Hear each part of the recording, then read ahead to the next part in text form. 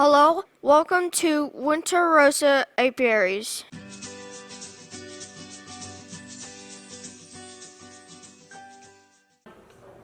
And what's that? How long was that? An hour break? Well, yeah, I mean, the deal is, you can talk, most of these probably, if you're educational and they're learning something, they'll stay here, most of the night. They hear me every month, hours enough, we're done.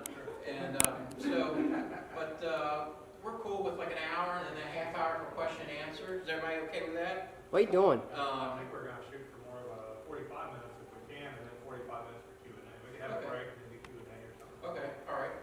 So, couple quick announcements while I've got you here. Next couple months, next month, same time, same place. We're having the state bee inspector Tammy Potter here, and she has a doctorate's degree. She's written like 4 different books. Super knowledgeable. Takes a couple hundred hives, and she travels around the state inspecting. And so she's just a wealth of information. You just don't want to miss coming next month. And then the following month, maybe Phil Kraft, who used to be the previous state bee inspector. He's retired, but he's still very active in bees. And he likes now going around traveling, educating people as he has time. So we've got him. Between there, we have Earth Day, which is April the 22nd. We're committed to going to the Gallatin County Earth Day event. This will be like our third year, maybe 4th year. Gallatin County Earth Day, that's in Warsaw down there. It's right next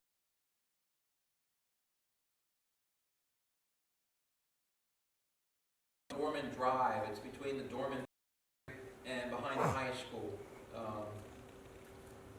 So it's a little tricky to find it first sometimes. We go off Dorman Drive, right after you see Dorman, and it's back in there. Behind the school, in a big field back there, will be set up. And they've got a band coming, and they've got a couple food trucks and different vendors. So we'll be set up there from 10 to 5. And if anyone is wanting to help with, we're still looking for volunteers to help with just talking to people. We'll have an educational booth set up. We have a tent. And we'll also be selling honey and bee-related items. If you have any honey or bee-related items you want to sell, you bring. So we'll sell those and educate people on bees. Let people know that we're here. That'll be a good time. So if you are interested in helping,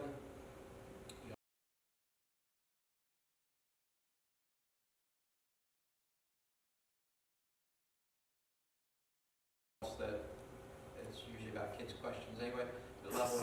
So it's real basic stuff, and we're just getting people excited. I hope to have an observation hive there. If the weather cooperates here, hope to have a 2-frame observation hive. That always piques a lot of interest. And we'll have other different paraphernalia there too, just to show people. So, thank you. So that's all the upcoming items that we have, and I hope we have we'll be scheduling a field day sometime in the spring. As soon as we narrow that down, I'll let you know. Kind of a show of hands, if we have a field day, we could do it on a Saturday morning, do it on a Sunday afternoon. What would, let's say, so is Saturday better for you or Sunday? Who's for Saturday morning? Who's for Sunday afternoon? Okay.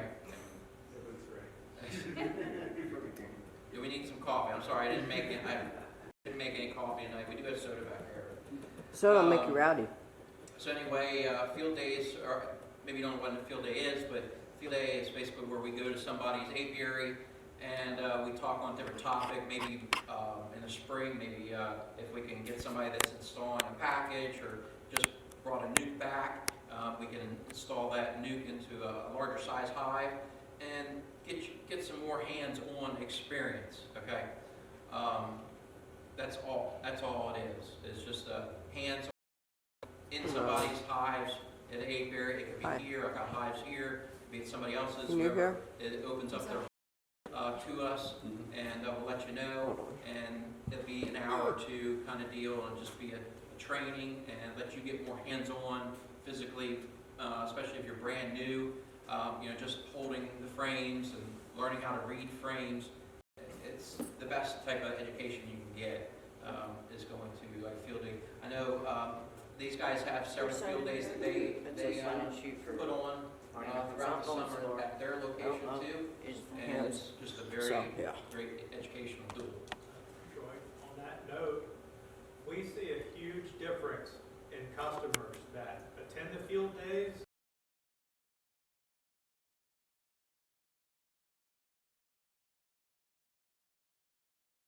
Now, I really feel that's the icing on the cake for a make it or break it, if you're going to be successful or not. It gives you the opportunity to go out and watch someone else do an inspection, see what a hive should look like, and then you can go home and do your own inspection, and that's something else to prepare to.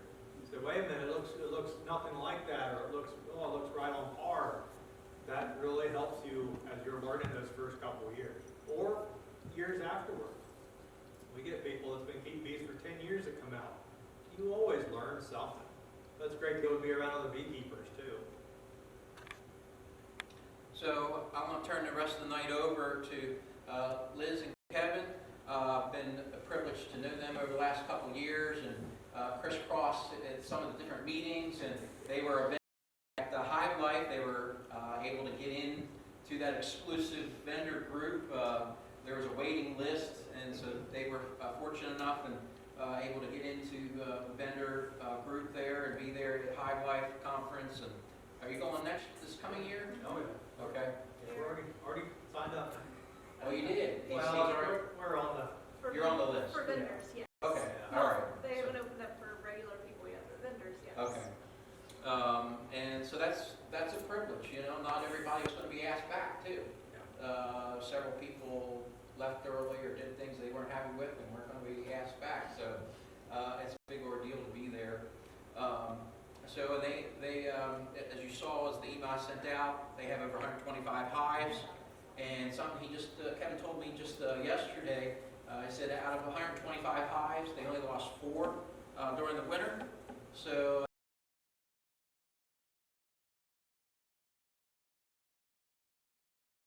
to hear what they have to say.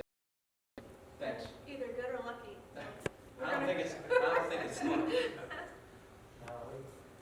So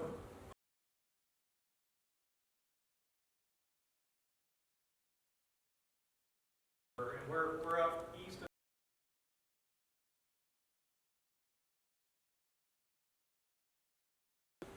we get a lot of people from Northern as well.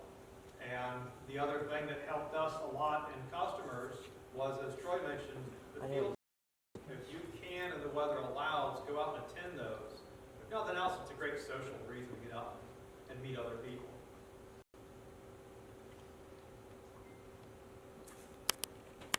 So for real quick, just how many people here has only kept bees for a few years, maybe 1 or 2 years? Couple? That means the rest of you that have kept bees for several years, now you're in the position to become a mentor, right? You've got some confidence, you've got some experience, so you're willing to maybe take a new person underneath your arm and start helping them.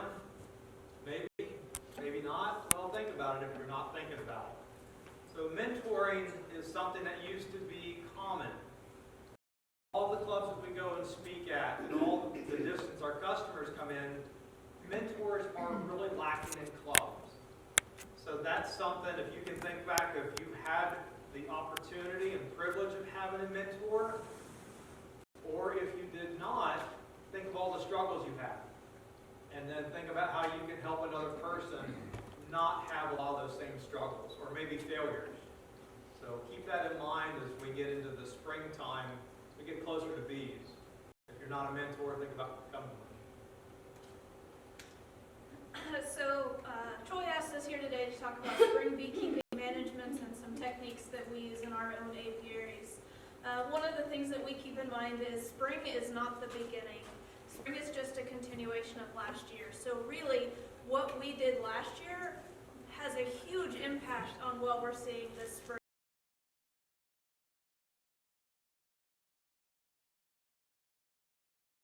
At worst, it's going to be a small colony that you're going to spend all spring trying to rescue and running yourself in circles trying to keep them alive. So a strong colony began last summer. With that, we are doing things like mite checks and treatments. How many of you, who here has never heard of a varroa mite? Because I might have to throw something at you if you're not a new beekeeper. You're right. New beekeepers are understandable. A varroa mite is that horrible little bug that destroys our colony. So you have to constantly keep up. Yep. So a life-size replica. We always tell people if it was a person about our size, you can, well, it's in model. There you go. If we were to put our hand on us, that's about the size of a varroa mite on a bee. This would be, if it's in our proportion, how big this is. Think about how much a small tick does to us, how sick it can make us, and then you look at how big this is compared to that little tiny tick that looks like a. And that's one of the reasons why they're so detrimental to the bees. That and keep up with research. Start doing research on that stuff because they're always finding out new stuff every year. So keeping up with your mite checks and your treatment with mites. Queen quality and the age. Now is not the time to figure out you had a bad queen. That's something you want to know last summer, last fall, is keeping track of what your queens are doing and how old they are. Feeding, how heavy is your colony going into winter? If your colony went into winter light or weak, then spring is going to be much harder on you and you're going to have to take some extra steps right now to recover that colony. And finally, the steps you take for winter management helps them survive the winter. So we're going to talk about all of these topics and how it pertains to what we do now, and then what you would need to do to try and rescue a colony if you didn't follow any of those steps last year.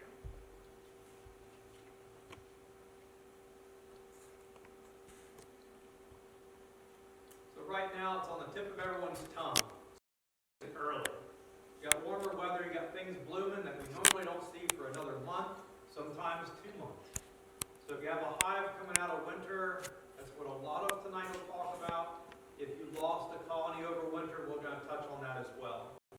But right now, what everyone is wondering is, when are you going to put a honey super on? So we're going to go over a couple things because part of that might be your management. Do you want a honey super? Well, there's another part of that question, which is swarming. So there's a couple steps that we'll go over tonight on swarming, but if you want another colony, you might want to do a split. So that might delay when you put a honey super on, it might not. Usually you try to put a honey super on because it gives the bees some place to put nectar. If you don't have the super on the top of the box, where are they going to put nectar? The brood box. That's one of your triggers for swarming. That queen runs out of space to lay eggs because it's filled with nectar. If you put a super on, that can help delay. We already actually have supers on. We took a gamble a week ago. We looked at the weather where we are, and I'd say we're about a week behind you guys since we're further north. But we started seeing some stuff bloom. We do something a little different. I've only seen a handful of people do this. For whatever your brood system is, when we overwinter, we put a spacer on top of the box. Because that allows us a space that if we need to overwinter, we make up hard sugar bricks. We mix up a sugar mixture. Recipe is tailoring or backing off of Kevin Hale's recipe, if you're familiar with that. So we didn't invent this, but we really use it a lot. But we'll put these, take it out of the pie pan and put it up in this space. As they go through winter and they come into spring, usually a little bit of nectar coming in causes them to start building some burr comb. Burr comb, mainly on the underneath side of the inner cover, that's when it's time to put a super on. You got blooming, right? We've already got burr comb on here. Usually we're not seeing this, what we're seeing right now, until the end of the month. So we're a good bit ahead of things. So that it doesn't matter. It means we've got nectar coming in. We went ahead and put supers on. And if we need to, if we have a really dry spell coming up, meaning we get a freeze, we lose that nectar, we can always put that back on the top and give them a sugar brick so that they don't starve. And one of the ways that we check on that is we lift the back of the hive. If the hive is light, then they probably weren't building burr comb up in this spacer yet because they didn't have the resources. But if that hive has some habit, you feel pretty good about going and putting that super on top. Did I forget anything? We got another slide on that. Okay, well, I didn't know that. So supering hives, splits management, managing swarms, things like that. That's always important to all of us. How many of you all are hoping to get honey this year? Hands not up, you're probably not telling the truth. We're all hoping to get honey this year. So managing splits and swarms helps us keep our bees in our box so that we can have honey this year. The more bees you keep in your box, the more honey they're going to make. Mite wash and treatment, again, you're going to hear that from us a lot. Keeping up with those mites, doing washes, doing treatments as necessary. Requeening if we need to. We'll talk about how to identify if you need to requeen, some of the signs and symptoms of a colony that needs to be requeened here in a couple of minutes. And then the big thing on everybody's to-do list right now is feeding. Are we feeding? Are we not feeding? It was 70 degrees 3 days ago and now it's snowing. So should we have syrup on? Should we have hard bricks on? How should we feed? Do we need to feed? These are all things that we all, as beekeepers, are thinking of right now and trying to figure out individually. So maybe we can all work together to get some answers today. We'll start with managing splits and swarms. This is a great topic. You do splits more than I do. Well, are we expanding on this? Yes. Okay.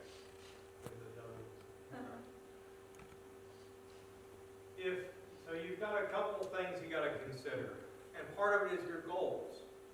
If you're just trying to keep your hive from swarming, put that in this category over here.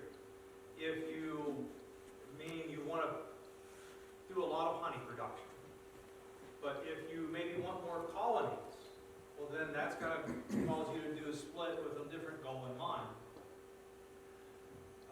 The earlier in the year that we split, the more frames that you have to pull out of your hive and put them in another split. Because it's going to take more bees to keep them warm, right?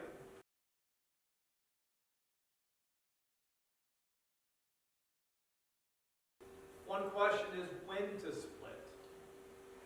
$1 million question, isn't it? Part of it depends on if you're going to let them raise their own queen, if you're getting a queen from a supplier. Well,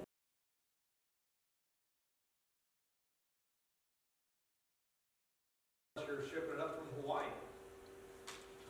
If you don't have a mated queen, then you have to decide when is the queen that you're going to raise in that colony going to be able to go out and do mating flights.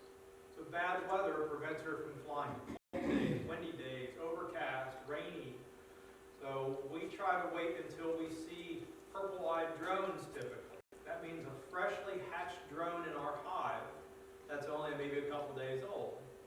When they get to be a little older, their eyes will change from purple to black. Well, that doesn't mean they're ready.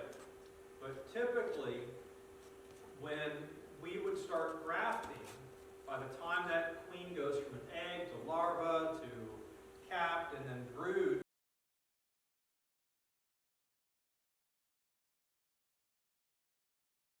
actually go on mating flights, those drones that are in those hives will be more populated out, hopefully not just your hive, but other hives, but also they'll be mature enough to mate with her. If not, and if we did splits right now, there's not, and you can do a split, they'll raise a queen, but can that queen go out and get properly mated? Probably not. So right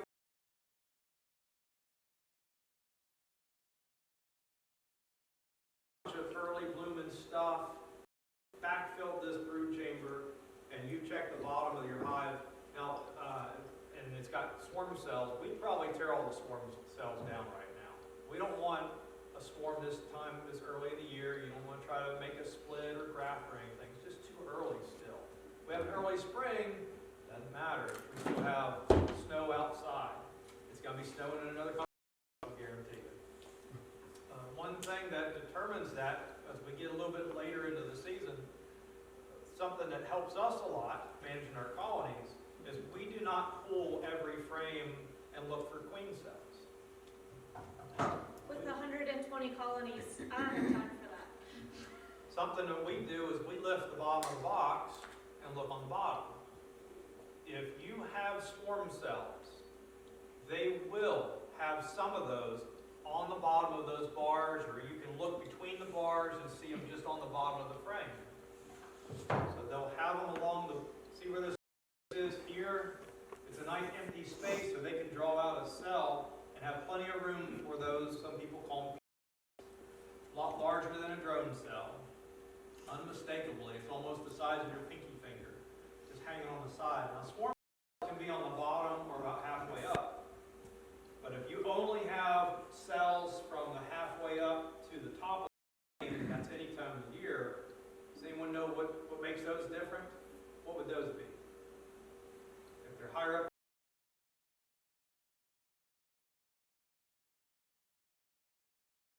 that means something happened.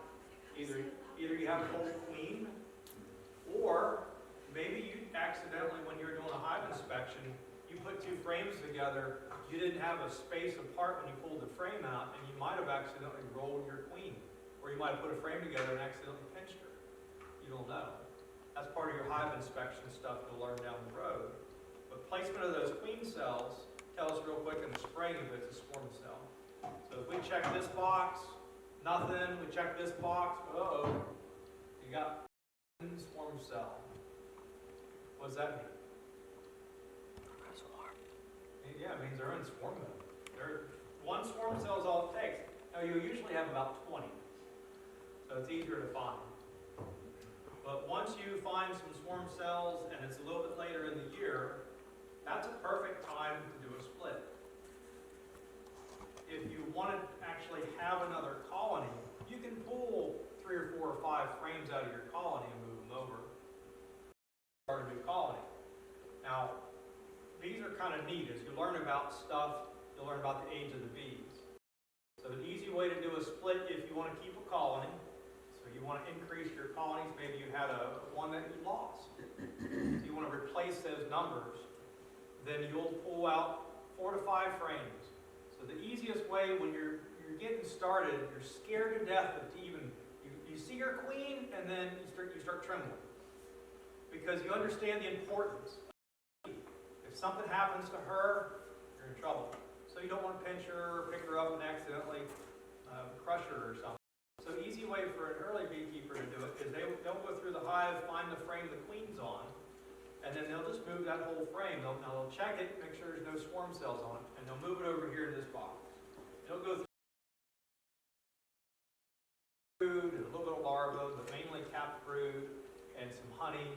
And each frame that they're moving over, no queen cells.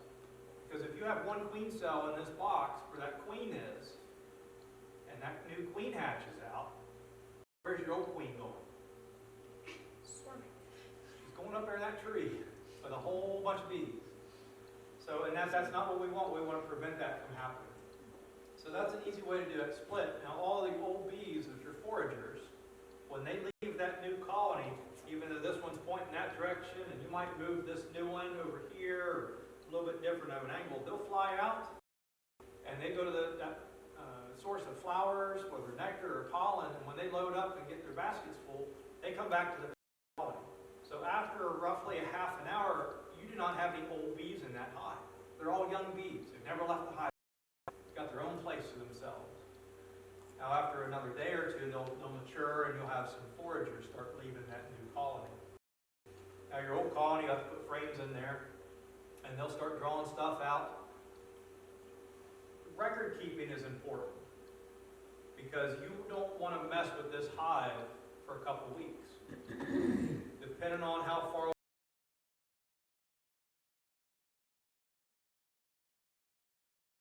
is to not disturb this colony again until that queen goes on mating flights, comes back, and starts laying eggs. Well, that takes about a week and a half at a minimum from the day she hatches.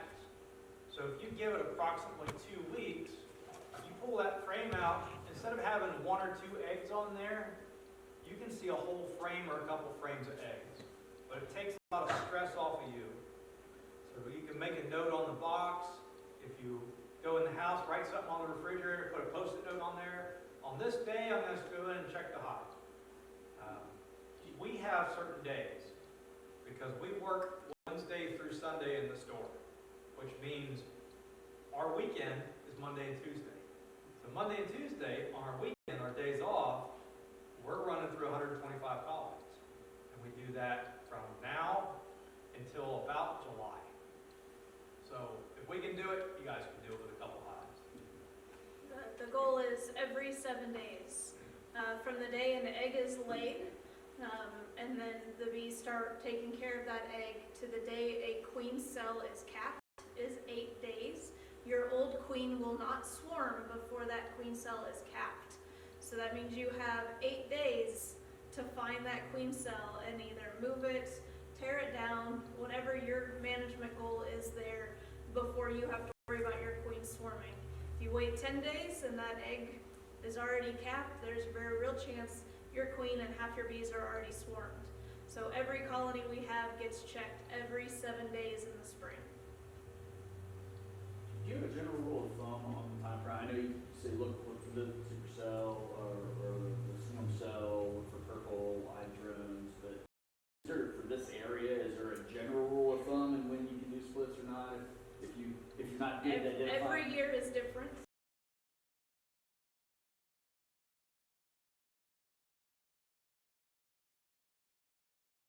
Mature drones. Never heard of drones that mature drones this early in the year.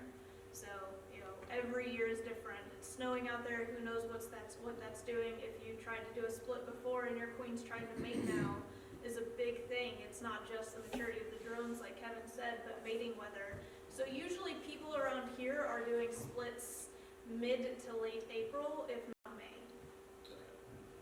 There's a couple of things there, but part of it is that nighttime temperature. When it's getting really cold, it's really hard that small split that you did to be able to keep up. For them to keep the larvae warm, because they just don't have the milk. So there's a couple things you can do to help that, but typically if it's just a couple cold nights here and there, but when you get this weather that we've got right now, a whole week of really cold, that's tough. You're probably going to lose some of your workers that are trying to keep those alive. If we get an extended cold snap, might lose the whole thing. How many people remember it snowing on Easter? 1, 2, come on now. You guys are here already. Snow last year. I would say most We've years. had a lot of years when I was younger, go Easter egg hunting on Easter Day, because the eggs would get lost. So a little bit of snow is not a bad deal, but if it gets cold and stays cold, that's a concern. And that's where this comes in handy to think about if you want to do a 3-frame, a 5-frame, a 10-frame split. And then the other part, the big part, is building queens. Even finding swarm cells, and you decide you want to pull a few frames out and you do it over here, you still have a 2 to 3 week window. If everything goes right, and it usually does, before you have new eggs laying in this parent colony. Well, this parent colony you left here solely because you're trying to get honey out of it. What they haven't had for 2 to 3 weeks is new workers bees. You do not want those older queen cells. You want the younger queen cells. That's going to give you a superior queen. Somewhere around 400 times is a funny number. When they have a young worker that's being a larva, they give it the utmost attention. But when you have a queen being raised, they give that queen about 400 times more attention than a worker. So there's a lot of stuff that goes into the proper raising of that queen. But you don't have to know all that stuff. You just have to realize if that happens and they've got queen cells in there already, well, I'm just going to go ahead and pinch the rest of them and leave those that are probably not captive. Those are the ones we would have. But in that case, you're looking at about 30-something days before that queen is released and goes on mating flights, and your population's just been decreasing. So if you plan on doing it and you don't know how to graft, it can be beneficial to go ahead and get a mating queen. So as soon as you do that split, you come back about the next day, 2 days at the most, but we like to see about the next day so that they don't start raising a queen. And you put a new queen in there, they'll release her in a couple days, she'll start laying eggs. In the early spring, it's not so much of an issue of mating flights for the queen of returning. But as we get a little later in the late spring and early summer, predators out there start emerging as well. Birds, dragonflies, and things. And you'll have a harder time to get your queen to come back to your hive. So that's another good reason to find a mated queen. You can put her in the hive, and then you don't have to worry about her not returning. And then when to split is the queen cells is a good identifier. Now, I think we'll talk about this a little bit later on another slide about requeening the year prior. But that can help you if you requeen in the summer or the fall. That can significantly reduce your queen's desires to want to swarm. She's a newer queen. She's not quite a year old. Her body hasn't gone through that stress of laying a couple thousand eggs. So as far as she knows, genetically, she's not supposed to swarm yet. So that can help you a lot in your swarming. There's still triggers that can cause them to want to swarm. Not having that super on and then putting that nectar in that brood box can be one big trigger. What's the average life of a queen? So historically, the longest lived queen on record was 5 years. It was a managed queen that a beekeeper kept and checked on her, made sure she stayed and everything was okay there. I've not heard how good of a queen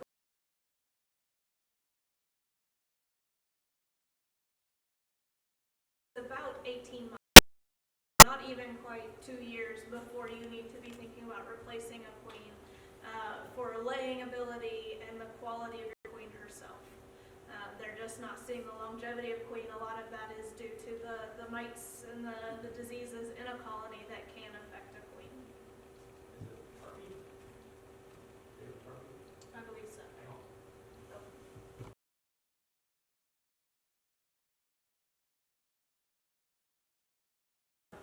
And that's all he studies.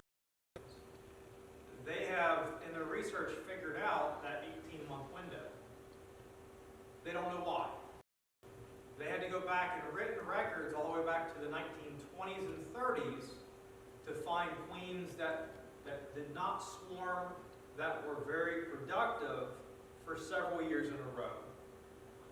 And that's something that they're trying to do research on now, is figuring out why are we only seeing 18 months as a productive queen. It's not just swarming. Some queens don't want to swarm every year. Maybe they don't have those triggers. But are they a good queen? Well, they see a 20% reduction in egg laying each year. So that means your third year, you have anywhere from a 30 to 40% less bees being born in that hive as what you did as that queen was young. Well, that's not a 30 to 40% reduction in honey. That's like a 60% 60 or 70% reduction of honey. So if you're just trying to get a little pollination for your garden, it's not going to be that big of a deal. But if you're trying to get a little more out of your hive, maybe you want to do a split. Well, those things take bees and a lot of them. Plus, if you are at work and that hive wants to swarm and they're hanging in a tree, there goes part of your production. All right, so real quick, another fun way, say you don't want that other hive. You've got 2, 3, 5 hives, whatever your number is, and you just don't want increases. A good way of keeping them from swarming is one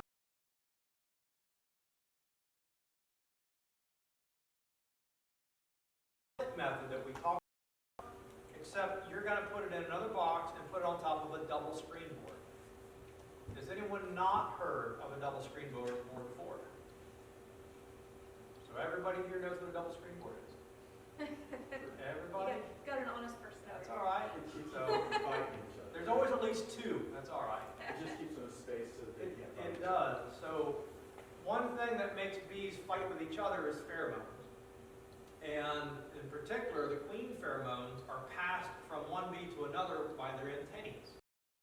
So a double screen board is a board that's made out of plywood thick enough with a screen on both sides, dead airspace, and one bee from this side's antennae cannot touch the bee from this side. And we're going to put that on top of the collar.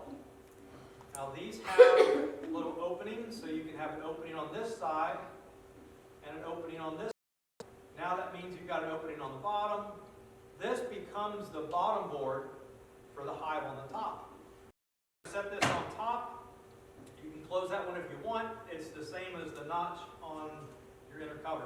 And when you put this box on top, it's the same premise as to putting the box over here. Foragers leave, they go out and find their pollen, they come back to this colony. You've got young bees, you've got the queen, no queen cells. In this box, you're going to have queen cells. And when that queen goes out, goes on mating flights, and comes back, and you check her in 2 to 3 weeks, you look through the frame, the pattern, okay, you know what, I'm happy with her. Your box up here, it's got your queen in it. Go through those frames, find that queen, and pinch her. Now, how many people's happy about pinching a queen? Make you excited, make you cry, make you what? Nothing? You have no remorse? I used to feel kind of sad about getting the queen and just pinch her. But when you realize you're keeping bees longer and longer, you understand the importance of taking out the old queens before they decide to do it for you. But here's a neat thing. You can remove your old queen from that hive, and then you'll replace this with a piece of newspaper, put it back together. And about 12 hours later, they're going to chew through that newspaper, and your whole hive is going to recombine into one colony. Now you didn't miss any bees. You've got a new queen. They didn't swarm, and you don't have to worry about them swarming again until next year. And you didn't have to buy a queen. How's that? Who likes spending $35 for every hive on a queen? So if you're buying a local queen. Anybody love spending money on queens? Especially, I understand it's hard for you guys to get queens down here. How much is that board? The board, I think it's $22. So it's actually cheaper than We queens. probably sell some. Yeah. Well, these are nice for overwintering as well. You got a small colony over here that just didn't build up. Maybe it was a late season swarm that you caught. Someone, always happens, August, I've got a swarm in an apple tree. Okay, I'll be right there. You don't know what to do with it. We used to have to take that and combine it with that hive because they were too small to overwinter. These are nice for that. Put it on top, put your small hive on top of that, and over winter time, from your big colony comes up and it helps keep that little colony warm. So they used to freeze to death. Now you still have 2 colonies with 2 queens, so you'd come out of winter and probably in about another month you would want to take this off because it's warm enough. And they'll colony. So there's a couple different fun ways that you can do things, but it really depends on your goals. If you're not sure of your goals, it might be something you want to try to figure out. Because if you do it now, that can help you in a year or 2 years. 5 years down the road, be more successful with what you're trying to do.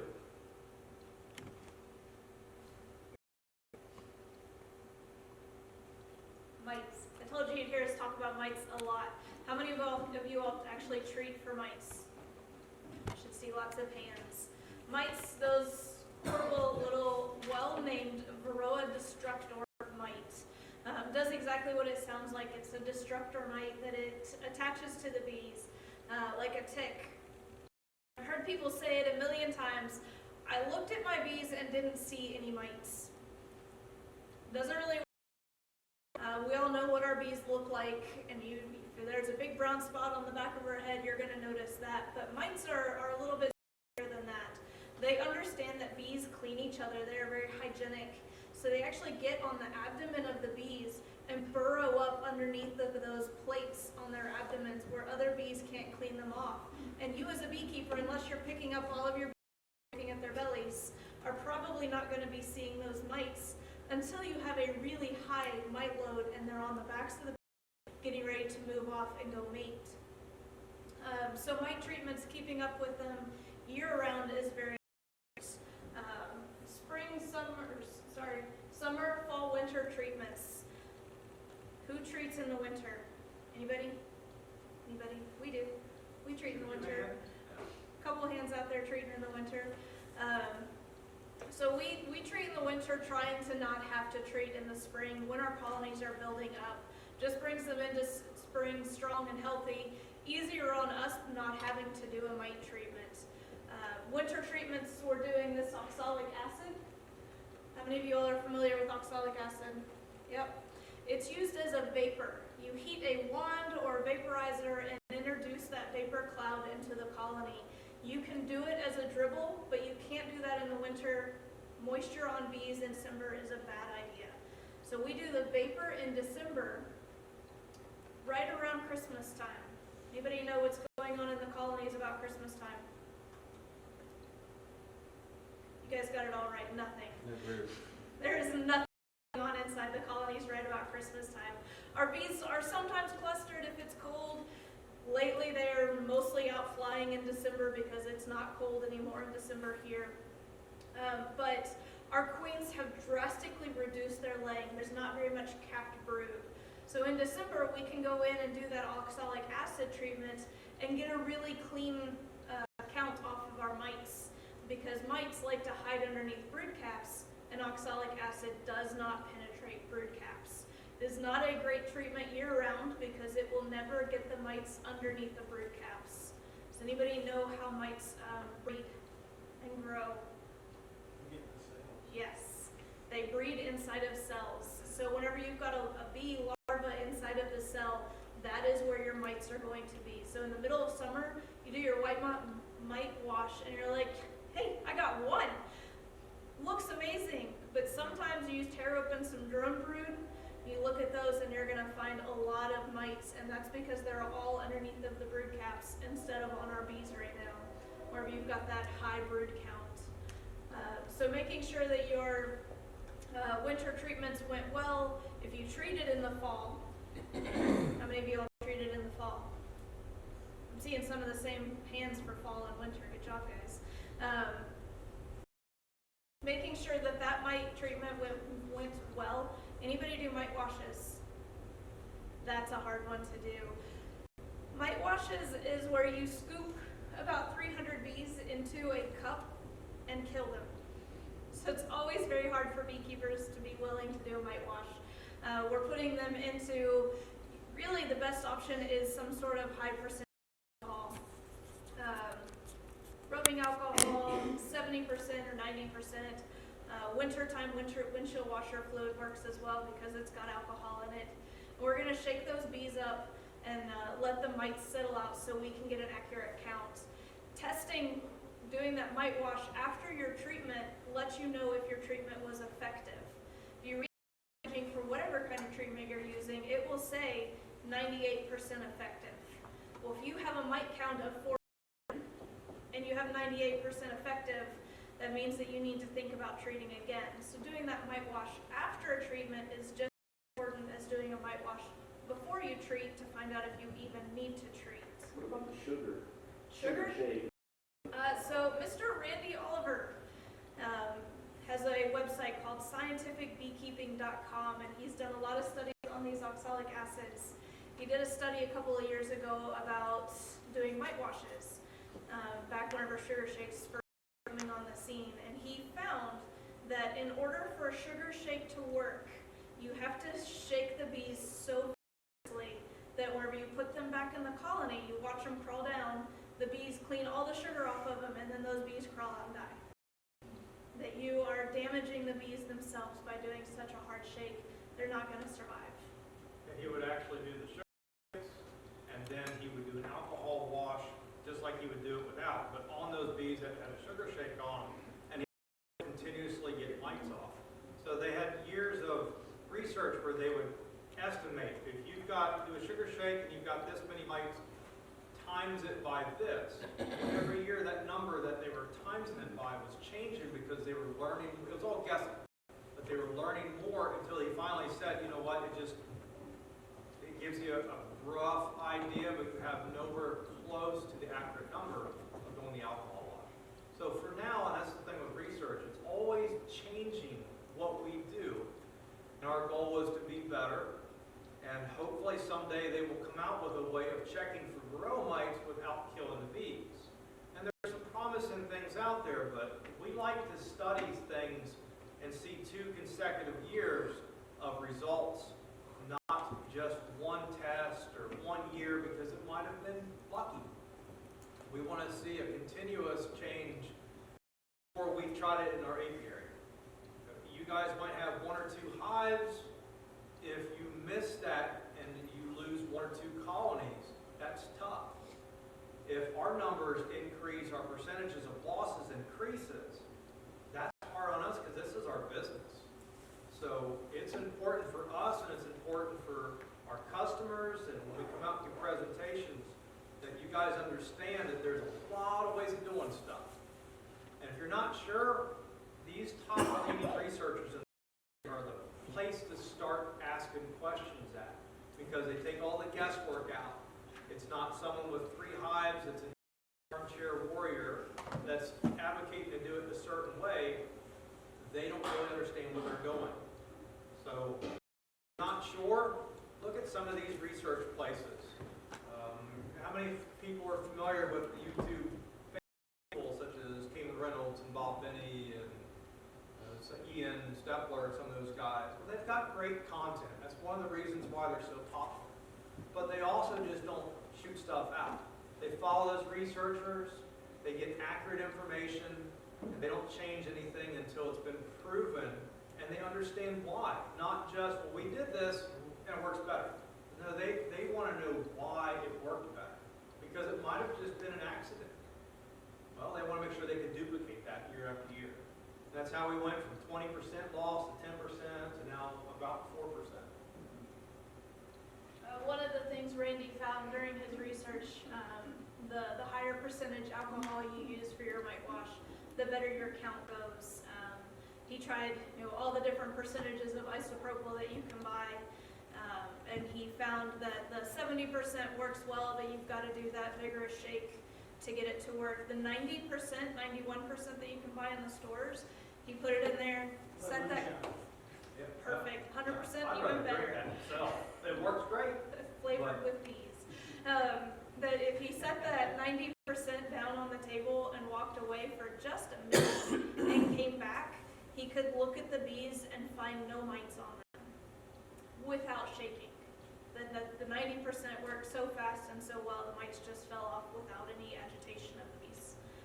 So we still talk about alcohol washes instead of sugar shakes.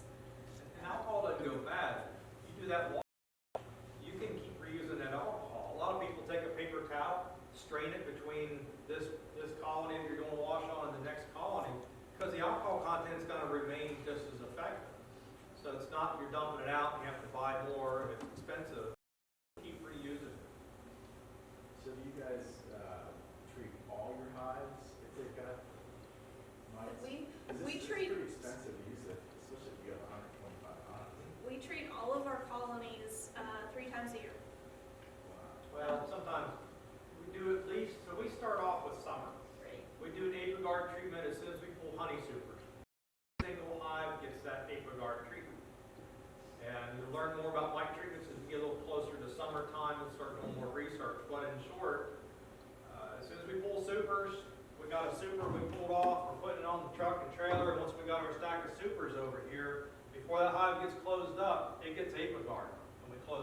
That way we make sure that hive doesn't get messed. We don't do washes in the summertime. We just treat every hive regardless.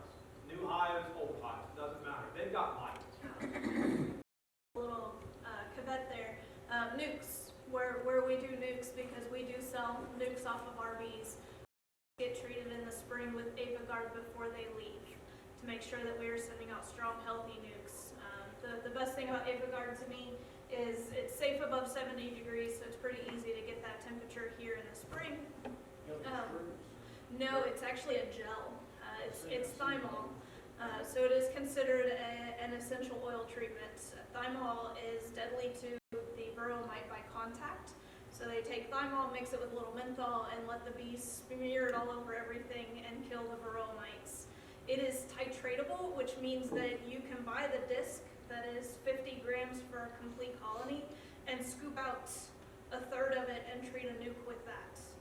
A nuke needs about 17 to 25 grams, and you can use it to treat nukes instead of some of the other summertime treatments or the stronger treatments that are the Formic Pro is for a colony. You can't use that on a nuke. So they all get ApiGuard in the summertime. In the fall, we'll come back and do those alcohol washes because some hives did not get an elevated number of mites. They did. Now, a lot of people used to just treat a couple hives in an outyard. Say we've got an apiary, it's got 10 hives. We used to just check a couple hives. Research is being done right now on, they're doing washes on every hive to see if they're finding out genetics of queens. Some are more hygienic than others.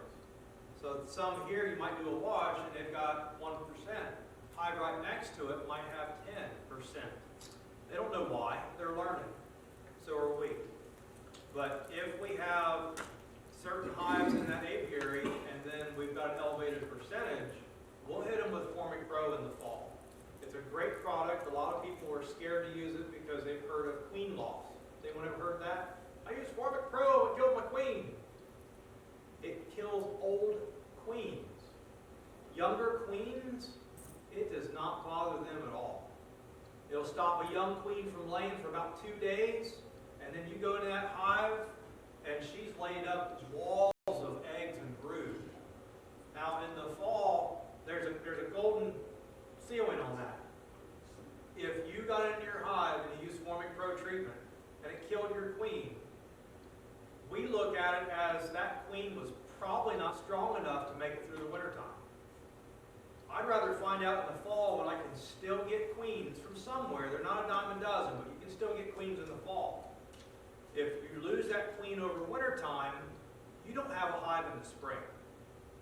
So a lot of what we try to do is help minimize risks and minimize costs.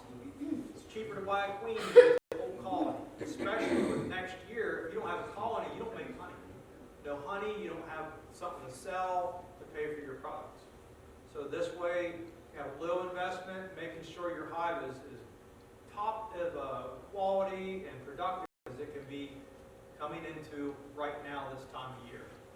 So when you're on Kentucky Beekeepers and you see people talking about they lost their hive for various reasons, some of those they'll lump into varroa mites, and some of them are actually queen issues.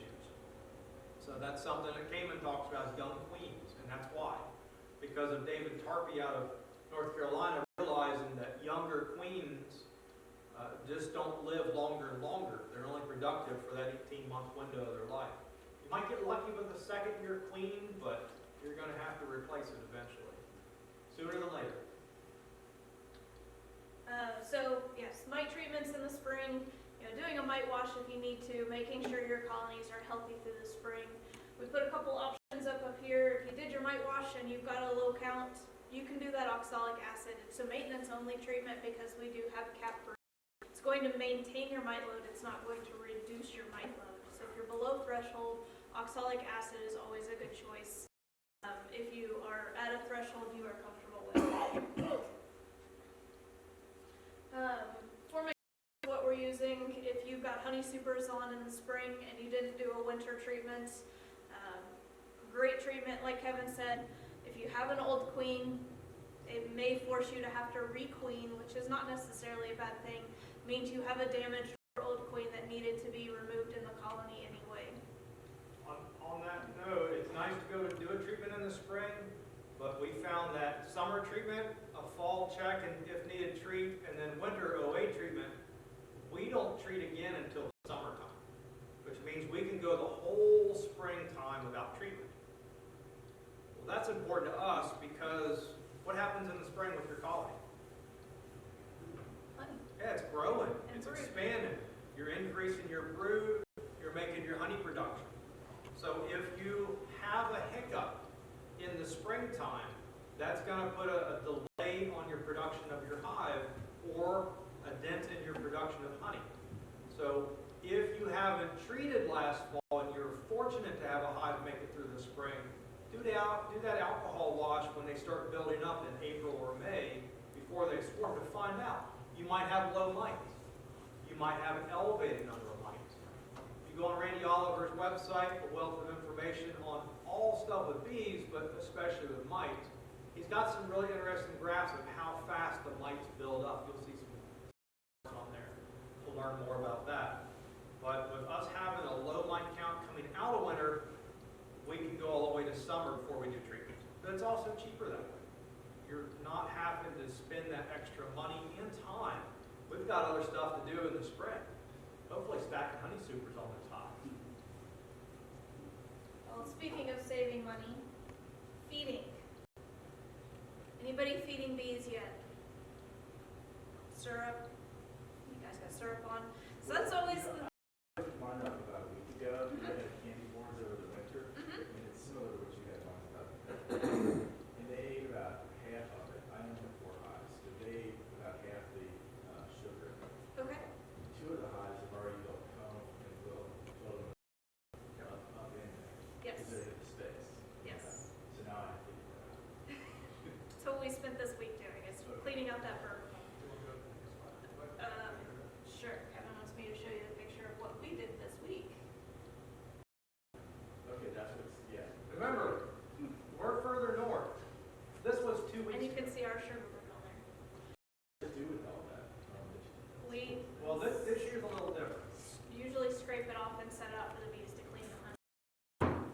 So normally, we're checking for this. We found that this spacer gives them an opportunity of when nectar starts coming in, they'll build that burr comb. That's our trigger the honey supers on. This year, we had a little bit of an extra amount of nectar come in from maple trees. So they built more comb up here. Usually this is late March, early April. So we went ahead and scraped all this off. Now if you get in your hive, bees are up here, they're not just drawing comb. There's another bee that's up here that you don't want to damage. Yeah, the queen. Queens usually, they're laying Queens- drone. Eggs, so you got to be careful. So a quick, easy way to answer your question, this has burr comb on it over top of the hive. We'll tap it on the box, so most of those bees are falling Just one down. Thunk. And then be careful as you're scraping off that comb. And you just want the yard maybe. Yep. We usually take it in a bucket, just because if we leave it out, the skunks will come eat it. So we take it in a bucket and move it away from the colonies, and they'll come clean the nectar out of it. Move it far away from the colony or? Well, we take it home, I and say, we actually put on ant mounds. Ants clean the brood out of it. And we got clean wax, and we can melt it down, reuse that wax. But otherwise, if you just throw it out in the weeds 50 feet away, or it doesn't bring them into your hive necessarily. Yeah. okay. So feeding. Do you need to even feed an overwintered colony? It really depends on your goals and what you're looking for out of your bees. A lot of these guys that you're reading online that are feeding are building up strong to get ready for either pollination, splitting for nukes that they're going to sell. They're looking for something in particular out of their bees. They're the ones that are talking, I got 150 pounds of honey off my bees. You're not looking for that kind of, you feed your bees. An overwintered colony, you can lift from the back of the colony and feel how heavy they are. Kevin might show you a little demo here. Yeah. Gives you an idea of what you need to be doing. If you can lift that up and one arm it, one finger it, feed them, give them all the food. If you're struggling to move that colony, they have tons of honey and probably don't need your help to keep going. That being said, this time of the year, we keep swinging wildly between really warm and really cool. Our colonies, the ones that are not strong enough to have honey supers yet, all still have on these sugar bricks that they're eating on. We stick with dry food until we are definitely warm enough to have that syrup on. A big fear of feeding syrup right now is if you feed too much syrup, they don't have anywhere to put that besides the brood chamber. They start backfilling that entire brood chamber, which can then trigger your queen to thinking that spring is really here. She doesn't have anywhere to lay an egg, and she will throw up a swarm cell really early. We've already seen it up in Cincinnati, somebody feeding their bees enough, he's tearing down swarm cells in March. So be cognizant of, if you choose to feed that wet syrup right now, that you are making sure you don't feed them too much and causing a very early spring swarm. What if you feed them, not. They'll still come and collect it. Well, I know, you're feeding them out in the community. Right. The issue with feeding is if you do have that one hive that's really light, usually they also have a smaller population than your heavy colonies, so they get the least amount of food because they have the least amount of bees to go get it. Versus in hive feeding, you are targeting that one hive that needs. Well, the reason I was doing it in the community because it was so warm. Mm-hmm. And then I look at the weather and I know it's going to, Right. you know, it's just a lot easier to pull a community feeding bucket than, you know, I put like 3 of them. Right. But collecting that much syrup can still cause them to swarm. It's more than what they would get I'll just naturally. leave that. They only forage during the day, so. Yeah. I take it out completely, so when to feed is always, try to follow Mother Nature's schedule. Mother Nature doesn't have anything out there blooming yet because it's too early in the year. So with you feeding, you can really cause some problems with your hive because you're feeding them earlier because it's too cold. Well, I started feeding them because we got a lot of fly.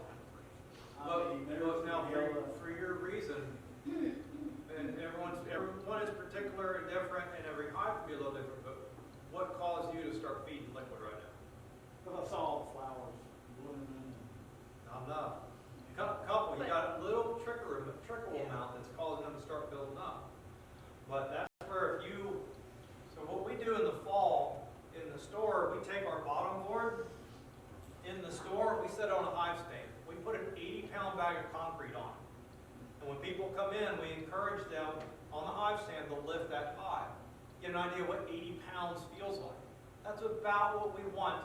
This whole colony, if you put the entire thing in the fall on a scale, wood and everything, should weigh about 80 pounds. Well, that gives you a good base weight. So as we go through winter, they'll have a little bit of brood up until January and February. So your hive's going to pretty much feel the same. February and right now in April, they're going to start chewing through that food. It takes about 1 frame of resources, honey or nectar, or stored syrup, to make 1 frame of brood. So they're really going to be fast. And if you feel like we moved a bunch of hives today, and some of them, I don't know if there's bees in there, it's so light. So we got to double check the sugar bricks. And some of them felt like they were still 40, 50 pounds in weight. So if your hive is light, you can feed them. But that's where right now we don't want to introduce that moisture just yet. So we use community feed. I put both up there. I put pollen. Mm-hmm. I put my pollen feeder. Yep. And what it is, I've got 10 hives. What I do is in between each two, I got 2 towards, like that. So in between each 2 hives, I put down the hill. I'll put the sugar water, and then I'll have my PVC.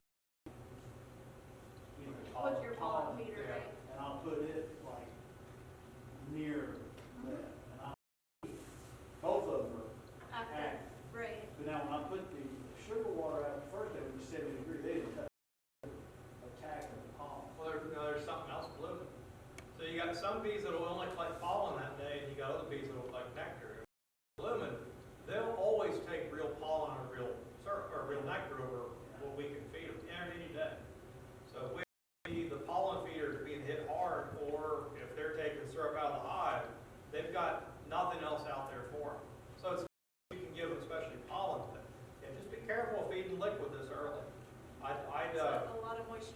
because that queen, as far as she Real knows, thick, it's still- yeah, but that queen doesn't leave the hive, so she's relying on those bees of what they bring in to know when springtime is. And when she's finding all this liquid on all the comb, she thinks it's April. She thinks it's time to start laying 2,000 eggs a day. So you got to be really careful because you're going to run yourself into a situation. They're going to build up, and then you're going to have way more bees out there in the hive, but not enough coming in to feed them. So that's where you can sometimes, unfortunately, have a hive starve before we get springtime. We've got about 10 minutes left, All right. so. What you say, can I say one thing? Can I say one thing? That what you're saying is that basically if he's feeding now, you can't. basically. Yeah, it Right. started. Right. I mean, you can slow it down, but You that gotta- queen, as far as she knows, You gotta see him, you gotta see him through is the thing. Right. Yeah, some of the pollen patties are fine. Yes. So spring pollen patties, I threw some of those in on top of my, Mhm. last week, I guess it was, I knew this cold weather was coming up, is that okay? On top of your sugar. Yeah. Is it? Pollen patties are something that the bees, they'll eat it, but the bees don't need it. It's a lot of protein. Usually what they're using pollen patties for is to feed directly to brood. So you would want to put that directly on top of frames that you have brood in those frames. Okay, I just threw it on top of the sugar. Right, so this time of the year, it doesn't hurt to have some pollen patties. You won't want to give them use. If you put more than you can use on there, it is a breeding ground for hive beetles. And you can get a big hive beetle issue even this early in the year from overwintered hive Well, beetles. I'm gonna pull that and the sugar board off there. Okay. Next time we get some more weather, probably another 10 days, 2 weeks. One of the things we do is this sugar brick here is actually got a little pollen in it. Okay. Bees use sugar or honey as carbohydrates to give themselves fuel, but they need the protein as well. They do, adult bees do eat some pollen, just not nearly as much as the larvae do. So we put a little bit of pollen in this just to give the bees the protein to survive the winter. But we usually will not start putting pollen patties on until it's warm enough to even be feeding that syrup. It's usually April or May before we start putting pollen patties in. If you have a small split you do, pollen patties are a huge help to them. Less that they have to bring in, you have a reduced workforce, so adding some pollen patties to more bees. So it can really benefit them to grow faster. Plus it makes sure that they get the right nutrition. It's not essential, where it always comes back to what's your goal of when you're doing a split, when you're doing this, doing that, because some hives will put pollen patties, some we don't. Some need it, some don't. All right, so putting on honey supers, we kind of touched on this a little bit ago. Looking for this burr comb. They don't draw comb on stored honey, only on nectar that they're bringing in to replace the honey that they are using to make comb with. So whenever we see this, we know it's time to start thinking about honey supers. The year it's still pretty early, so like Kevin said, we'll put honey supers on and then the sugar on top of that. We can do that because we have brood down in our boxes, so the majority of the bees are going to stay on the brood. They're just going to go up and get some food and bring it back down to everybody else. They're not going to cluster at the top anymore. And this year is just a very unique year. Usually once we take honey supers off, or pardon me, taking the off and put the honey supers on, that's it. Now, I think last year there were maybe 5 or maybe 10 hives that were in April, and well, they really got light. But they were heavy, they burned through a lot of stores. We had a super on them. We took the super back off, we actually put a feeder on them for a couple of weeks, let them get some more weight, and then things started blooming, so then we put the super back on. So that's where just checking on them and making sure that they have what they need is going to make sure you don't run into problems in the springtime. That weight of the colony tells us a lot about our spring management, even without having to go down and actually look at frames. It lets us know the food stores from winter, how much is left over, that they have a lot of food they can afford to start putting up in the honey super. What's the weather tomorrow? It's going to be 80, No. 50, 30? It's gonna be cold. Not t-shirt weather tomorrow then, huh? We're going through apiary at our house, which we've got about 35 colonies there, and I'm putting sugar bricks on them all tomorrow. I'll put sugar bricks on if it's down to 30 degrees. Because when you have that spacer on here, all you're doing, you take that lid off, we use a piece of 1-inch foam, piece of foil. All I have to do is I just have to pull this up. Now these have holes in them. We got some that don't have holes. We don't want too much draft, but that's what I brought. But we can lift that up if we need it, stick a sugar brick in, close it back up. Should take you about 10, 15 seconds. It has a good saying that bees can produce more heat. A lot of people are worried about losing heat out of that colony, but they produce more heat, but they can't produce more food. So it's better to give them a little bit of sugar brick when it's 30 degrees than have them starve to death. You wait until the next window of opportunity to get in that hive when it's warm enough because they're flying. In our early years, we lost hives because they starved. We just waited too long. So just do a quick check. Don't have to wait until 50 to 60 degrees. Just two fun sources that you can look at. The degree day calendar, the university has it for our area, but there is a national degree day calendar as well.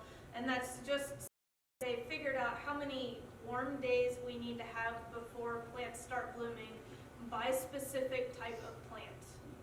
It's a huge math problem. I'm not even going to try and explain it to you, but it is really fun to look up and see what degree days you're at. You can also Google hummingbird migration map. The hummingbirds follow our spring nectar flow. They don't move north until there's enough flowers to keep themselves going. So you'll see them move. Last time I looked, they're in Tennessee now, I believe. I believe so. But this cold snap we're getting will stall them out, and they won't start moving again until it warms up. So you can always look at that and say, we got about 2 weeks before the hummingbirds are here and our spring flow really starts. So another thing that we use a lot is everyone else. So we're on Kentucky beekeepers, West Virginia, Tennessee, Indiana. And everyone around a certain area will report when they start having things bloom. Not just the hummingbird migration map, that's kind of a flow. But this earlier nectar trickling in. And I saw a few days ago, someone in Western Kentucky showed a picture full of dead nettle. Well, that's a small flow right there. We'll make sure you got those supers on that hive, because when they start bringing it in, you want to put it up in the super and not in the brood box. So you can use other things as well to give you a little heads up. If you don't have them on there, wait a minute, they're all the way down there. Our dead nettle should be blooming in about.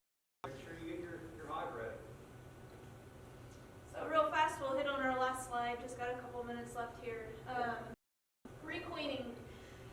This time of the year is not the time of the year you want to get in your colony and figure out either your queen died over the you've got shotgun brood or a drone laying queen.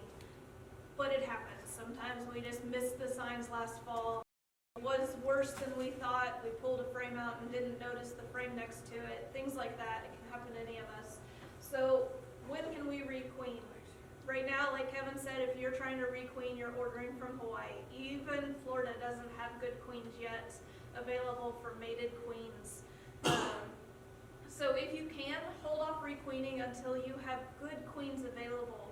What constitutes a good queen does not necessarily mean a local queen. We've all heard, oh, get a local queen, buy a queen, only use local queens. It's not necessarily true. It's not the place where the queen is born, it's the genetics of the queen herself. So you need somebody who knows what they're doing with their queen breeding. You need somebody who with mating practices, as well as somebody who has you in mind whenever they're mating their queens. We've got some folks up by us that'll sell a queen as soon as she's hatched. She's good. Take her home. You take her home, she never lays a single egg. What you want is a queen that has had at least 2, preferably 3 weeks of laying in a box to make sure that she is a well-mated queen. Whether that's a local queen or a queen that's coming up from Florida or Georgia, it doesn't really matter as long as she's got good genetics. Do you have anything to add about genetics? Requeening, we requeen usually late summer. Queens on their first birthday is when little bee brains say, swarm. We've reached 1 year in this place, I'm ready to move on. It's just genetics or how colonies reproduce. Your queen will trigger a swarm and take half the bees to start a whole new colony. If queen this year, her first birthday is next spring, and that coincides again with the flow. You're going to be chasing swarms. You're going to be knocking down queen cells because that's where her first birthday falls. And then the next year, you queen, her first birthday is in the spring. So requeening in the summer gives us a chance to evaluate what queens need to be queened, but also in the summertime, our bees are less likely to swarm. So her first birthday falling in the summertime means that in the springtime, we have brand new young queens that are ready to lay a ton of eggs for us that are not nearly as likely to swarm. Last resort would be fall. It's one of the reasons we choose summer, is if we have a hive fail to accept their queen, we're not now chasing down a queen because it's October and she's going to die. So summer is best for requeening for us. Do y'all try to requeen every year? We do. We try to, sometimes we just don't have a chance, or we sell more queens, and the queen might go to the next spring. Yes. But you definitely, Yes, we do. we see a huge difference in that hive on their ability to lay eggs and do stuff for us if we're replacing it every year. So if you get, say, example, a nuke or a package this year, yeah, especially try to requeen in the summertime. Our best mating flights for those queens are right in the middle of summer, summer solstice. Longest days, perfect weather, we get lower wind. So you get a lot better quality queen, mated queen in the summer than in the spring. I have a question. Sure. So we are getting our first everything right now. We're getting new thing into April. So this summer we should requeen, even though we're just getting it. A lot of times nukes, we sell nukes ourselves, and we sell nukes with overwintered queens. And that right there says, hey, she's already months old because she has survived winter. So it really depends on who you got your nuke from. Ask them, hey, are these queens? If she's a new queen in the spring, I would still maybe requeen in the summertime just to break that swarming instinct. Make your life a whole lot easier. We always know whenever we missed a colony for requeening because we're constantly tearing down walls.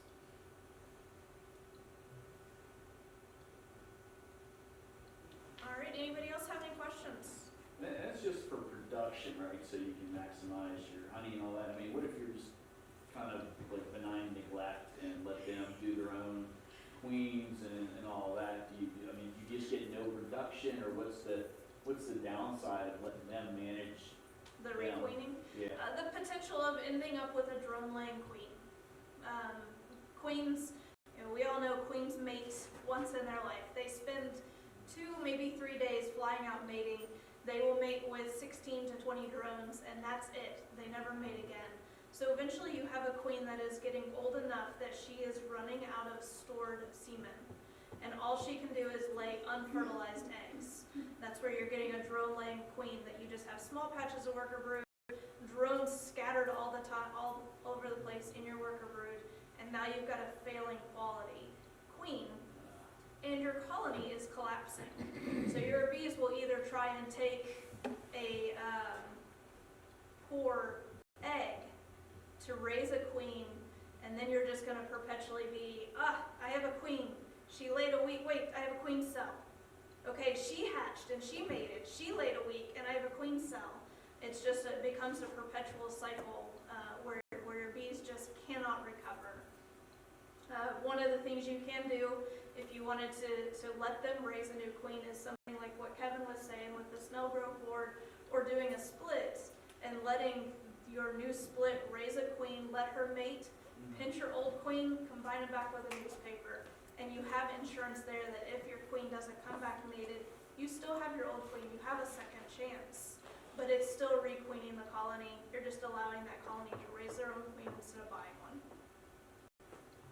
So if you let the hives go, you had 100 hives, and you decided never to queen, are you saying eventually they would all drones They would and they'd all either die? swarm themselves to death or become weak queens over time, yes. In arrow colonies, right now the number is 1 out of every 6 swarms survive a year. And that is usually due to queen health. So we have 100 hives. That means 1/6 of our hives will survive if we just let them go. And that's not including the factor of the row lines.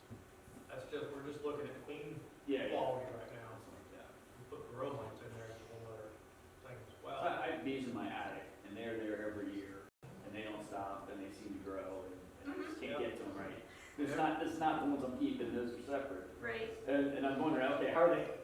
How Are are these they- gonna die out? I want them to, I would like this to be true. Sure. Right. Sometimes what might happen as well is that colony can actually die for different reasons, whether for row mites and different things. And next spring, a swarm moves in too. So not saying that's what happened, but that is, we see that quite a bit. For people who say they've been here for 20 years continuously, and we get in there and we can tell by what we're tearing out that the same colony hasn't necessarily been there the whole time. We have a bee tree that is 5 years at an out yard, and the people are like, oh yeah, there's been bees in that tree as long as we can remember. And every winter you can look in there and just see empty comb. And then every spring there's bees in there. So although to us it looks like there's bees in there every year, they are dying every year and a new colony's moving in. Now that being said, that tree has a gap in it like this big all the way, so I don't know that they could survive if they wanted to. Good.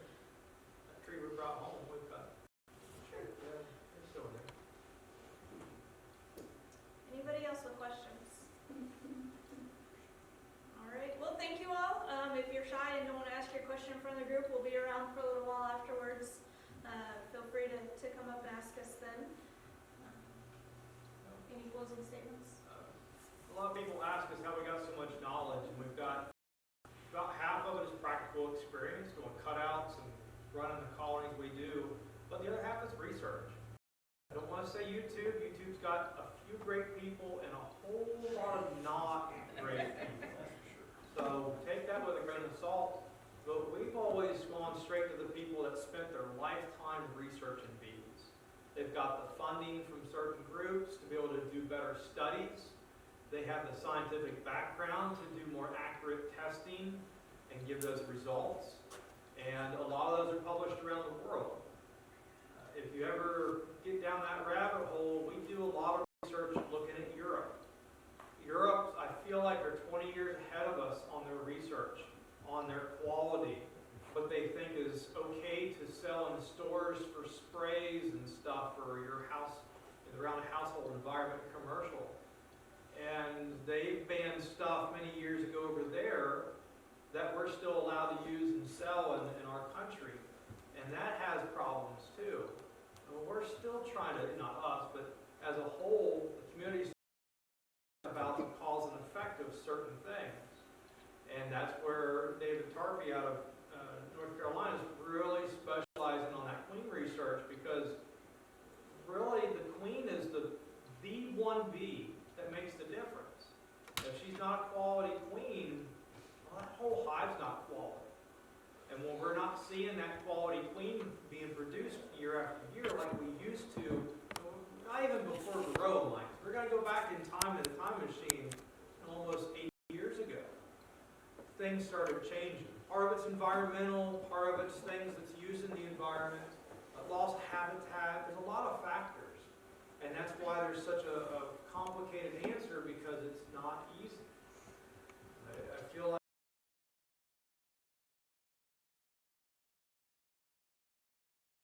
we're going to have a different reason. We've got a pain in the spot. So it gets to be tricky to come up with that. Okay, you do this and you're going to be all right. Answer or question in the back. Queens, We do sell queens. and what time of the year do you normally have them available?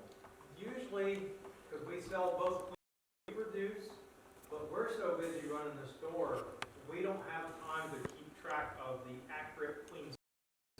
But we also sell queens from a local guy who's very well known in Ohio. Usually late May is the earliest that we have good queens available. This year it might be a little earlier because of the weather. We're going to have to wait and see. But we let our queens go all the way to capped brood.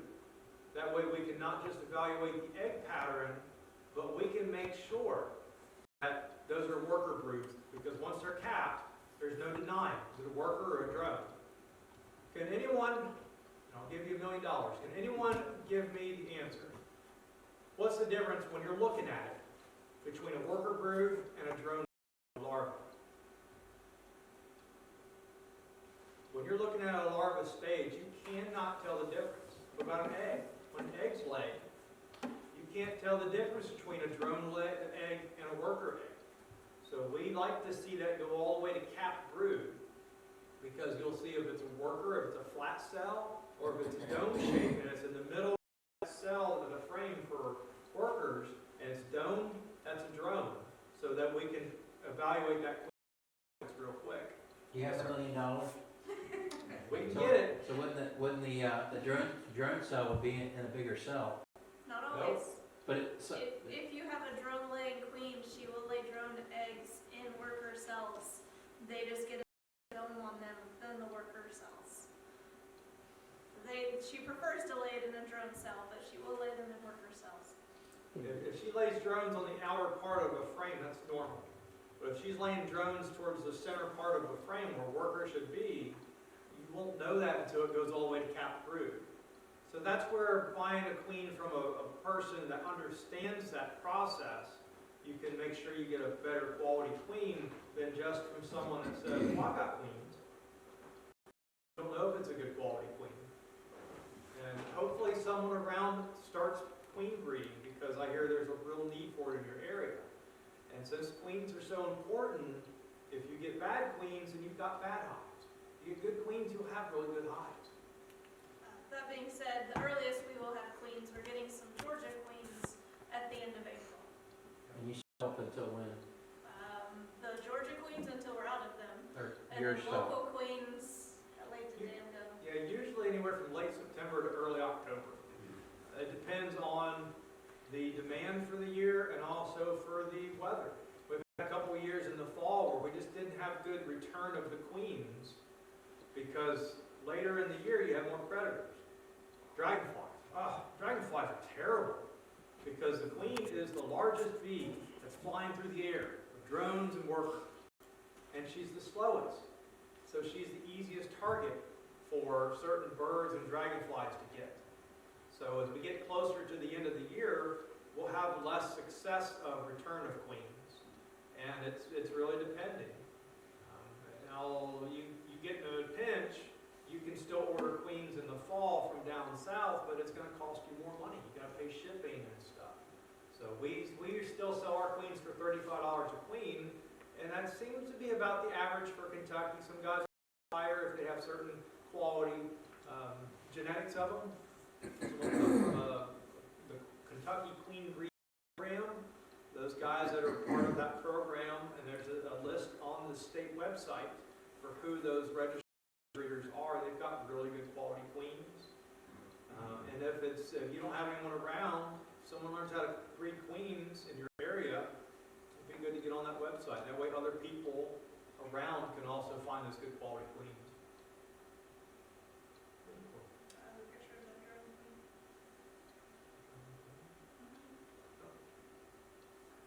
All right, any other questions? Well, thank you all for having us. Oh, sure, Troy? one more. Why does a hive the queen starts making drones in the spring, and if they're not going to, if you see a lot of drones, isn't that usually a sign that they're thinking of swarming? Because if they're not going to swarm, they just produce a small amount. And then the question is, I guess, if they're not breeding, if they're not, you don't want them breeding with your own drone, queens with your own drones. Why does it matter how many drones you're producing? It's a good question. I've always just wondered that. I don't know if you know. So it's genetics. The bees are not just after as white as they can. It's built into every species to spread your genetics. And so the multitude of drones in a colony allows for their genetics to spread wider than if they just had 3 or 4, less likely to die from inclement weather or those predators. Lots of drones just for the idea of them going out and mating with queens and spreading the genetics of that colony and keeping their genetic line going. They don't really know that that's what they're doing, but it is built into them.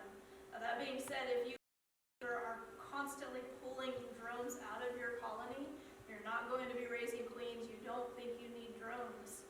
HappBee Research Lab down in Florida did a study on that and kept colonies from raising drones at all. These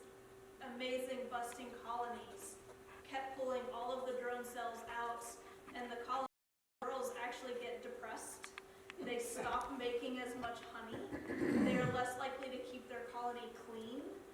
There's just all these troubles out of bees that don't have any drones. So although we as beekeepers see drones as not doing any work in the colony, the girls want them there, so don't go getting rid of all of your drones. They prefer in the summertime for a colony to be about 20% drone. That's feral colonies, studies that they've done from bees in a tree or a house or whatnot. Their own environment, they like the feral colonies like to see about 20%. Well, it's not just putting a drone frame in your hive. That's not what they want. They have everything structured. So that's why the outer parts of that frame is usually where you find the drones, sometimes on the bottoms or towards the top. It's because they want a worker pattern in the middle.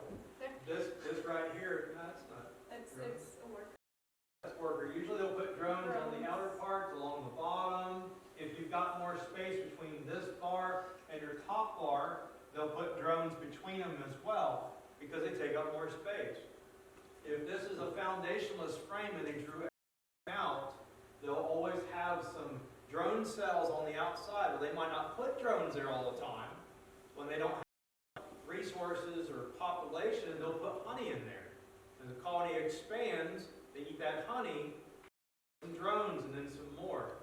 But they want to have only some drones on every frame. Has anyone heard of a drone frame itself? It's a special frame that the whole thing is the cell size for drones. It's usually green so we can identify it. And that was something that they tried years ago, was pulling that frame out because it usually had a lot of varroa mites in it. They put it in the freezer, and it's a huge waste of resources. Don't do that. So the only people we sell those drone frames to today are customers of ours that are breeding queens. Because right here, this building is where we have our queen breeding nuke yard. So all of our small box queens, they'll fly miles further than what your drones from this colony fly. Well, that's by nature. That's to make sure that that queen is not mating with her own genetics. She's going further than what her own drone can fly. So she might be getting some resources from one of your drones that's further down the road. And if you just go through and cut them all out, then that queen down the road might not be able to get mated. So does that mean if you had your nuke yard here, you would actually have your drone production down the road? Yep, from different genetics. Yeah. So they'll have a queen from a certain type that they're trying to raise in this one, and they'll have maybe, because some queen breeders, when you get into the big queen farms, they ship queens back and forth across the country to try to mix up those genetics as well. So those queens from, say, California or maybe Minnesota, might put those in the yards all the way around, so that their queen is mating with different genetics than what her own genetics. Our UBSH, way back when, as in bumped up to 16.